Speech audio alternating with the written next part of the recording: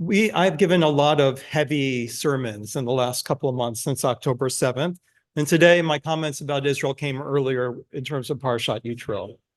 And I want an opportunity. I know it's not super early. Today was a very, very full impact day, but I want to share one word of Torah because I've been meaning to share it. I'm excited about it. It's upbeat. I think it'll blow you away, or you'll come up to me afterward and you'll say, I already knew that. And to which I say, touche, sir, ma'am. But it's something that's really kind of lifted me up lately. We've heard from the part of the service about social action and social justice, what's called the redemption part of the Jewish paradigm of creation, redemption, and revelation. And I want to bring in a little of the others, creation and revelation.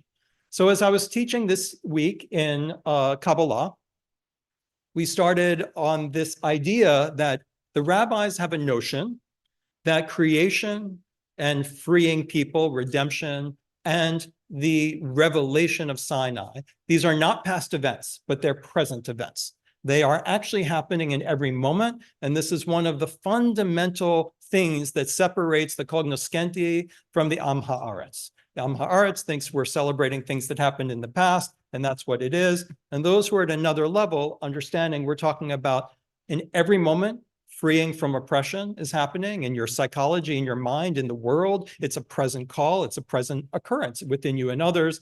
Creation is happening in every moment.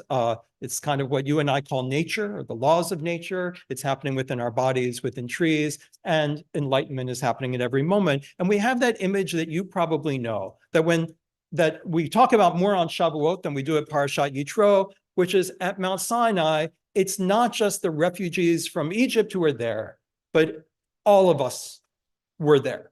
That concept, so have you heard this before? Every Jew was there. Every Jewish soul was present. It's a mystical teaching, perhaps you're told. We were all at Sinai because in a way, we are all still at Sinai as well.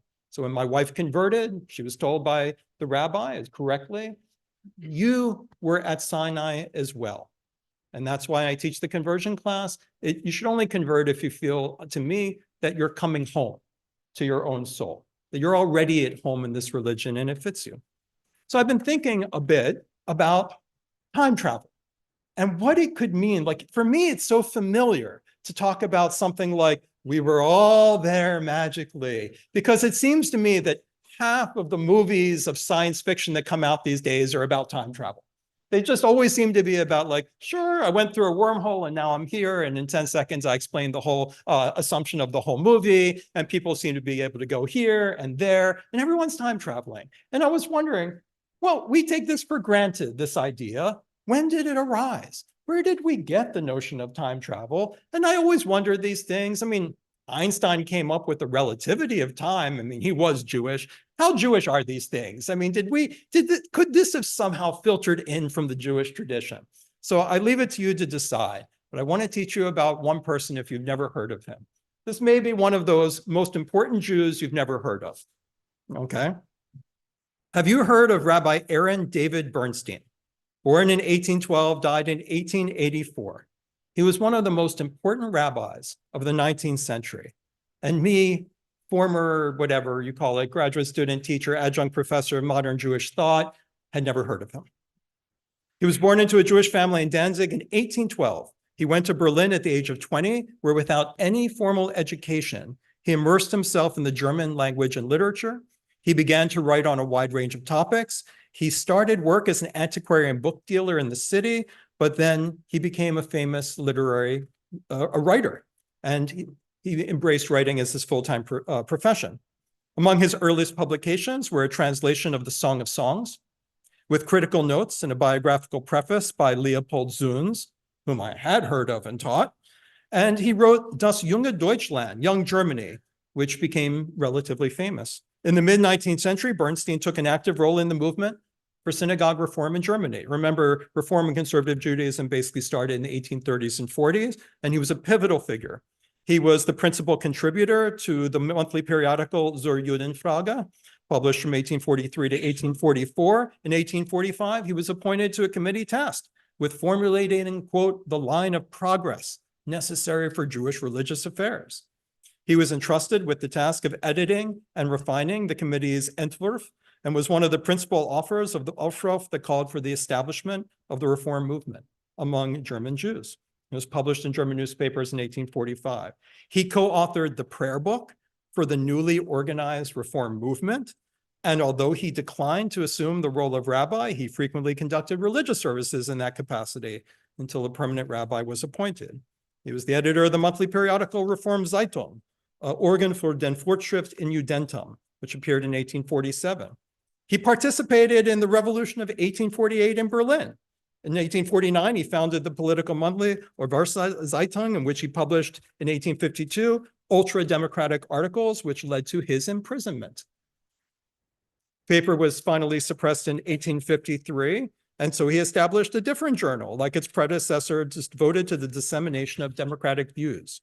He was one of the foremost authors in the genre of ghetto literature.